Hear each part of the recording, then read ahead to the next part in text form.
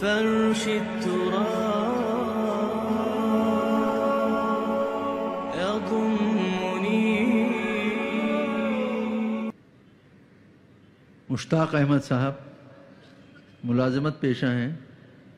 آپ کا سوال ہے کہ شرک کو چھوڑ کر میری ذات سے دانستہ یا غیر دانستہ لغزشیں ہوتی رہتی ہیں جس کا براہ راست فوری اثر میری روزی روٹی پر ہوتا ہے.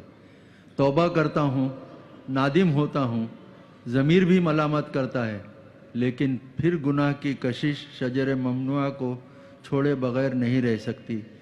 کیا انسان اس حد تک کمزور ہے؟ تدارک کیا کرنا چاہیے؟ تدارک کیا ہوگا؟ دیکھیے، تدارک تو یہ ہے کہ اپنے ایمان کو اور گہرا کیجئے، اور گہرا کیجئے، اور گہرا کیجئے. جس کا منبع اور سرچشمہ قرآن ہے. قرآن پڑھیں اور قرآن کو اول تو کوشش کریں، اگر آپ کی عمر ابھی ایسی ہے کہ آپ سیکھ سکتے ہیں تو عربی زبان سیکھیں اور قرآن کو اپنی آنکھ سے پڑھیں، ترجمے سے نہیں. ترجمہ سیکنڈ ہینڈ نالج ہے. ترجمہ جب آپ پڑھ رہے ہوتے ہیں تو مترجم کی آنکھ سے قرآن پڑھ رہے ہوتے ہیں، اپنی آنکھ سے نہیں. تو وہ سیکنڈ ہینڈ نالج ہے. وہ نالج دے سکتا، انسپائر نہیں کر سکتا. ترجمہ کبھی انسپائر نہیں کرتا. تو ایمان جو پیدا ہوتا ہے وہ قرآن کو سمجھ کر پڑھنے سے ہے. اس ایمان کی کمزوری کی وجہ سے ایسا ہو جاتا. اچھا یہ بھی ہے کہ بعض طبائع جیسے کوئی جسمانی طور پر بہت قوی ہے، بعض جو کمزور ہیں پیدا ہی لاغر ہوتے ہیں اور پھر ساری عمر لاغر رہتے ہیں.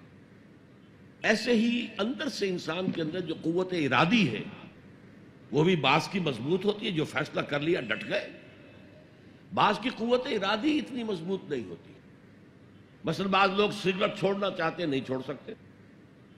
8 مہینے 10 مہینے پھر اس کے بعد جو ہے وہ دوبارہ عود کر گئی. تو یہ وہ ان کی جو ول پاور ہے، اسٹرینتھ آف ڈٹرمینیشن، وہ کم ہے. تو اللہ نے ان کے لیے بھی فرمایا ہے توابون خطاؤن کل بنی آدم خطاؤن، اور خیر الخطائین التوابون. تمام انسان انتہائی خطا کار ہیں. ان خطا کاروں میں وہ ہیں جو توبہ بہت کرتے ہیں. اور ایسی حدیثیں موجود ہیں کہ جس وقت آپ نے توبہ کی، ایک دفعہ اس عمل کو چھوڑنا لازم ہے. اس وقت یہ ارادہ ہونا چاہیے کہ اب دوبارہ نہیں کروں گا. اس وقت دل کے اندر جو ہے پشیمانی ہونی چاہیے. اور اگر وہ حقوق و لباد کا گناہ ہے تو یا تو جس کا پیسہ مارا ہے اس سے معافی حاصل کریں یا کمپنسیٹ کریں، اس لیے کہ حقوق و لباد کے جو معاملات ہیں وہ اللہ معاف نہیں کرے گا. اپنے حقوق کو معاف کرنے میں وہ بہت سخی ہے.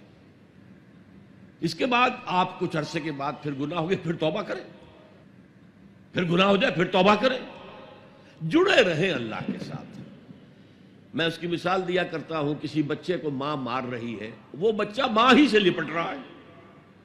اسی طریقے سے اللہ سے لپٹے رہو اور سمجھو کہ ہاں یہ مجھ سے گناہ ہو رہا ہے، پھر دوبارہ. تو اس لیے کوئی حرج نہیں ہے.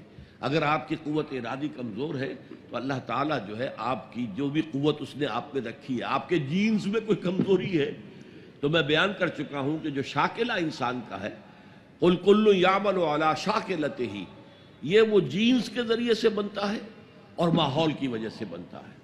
لہذا اس کے اندر اندر ہی آپ عمل کر سکتے ہیں. تو اللہ تعالیٰ جانتا ہے اور ہر ایک سے وہ اس کی وسعت کے مطابق حساب لے گا. لا یکلف اللہ نفسا الا وسعها.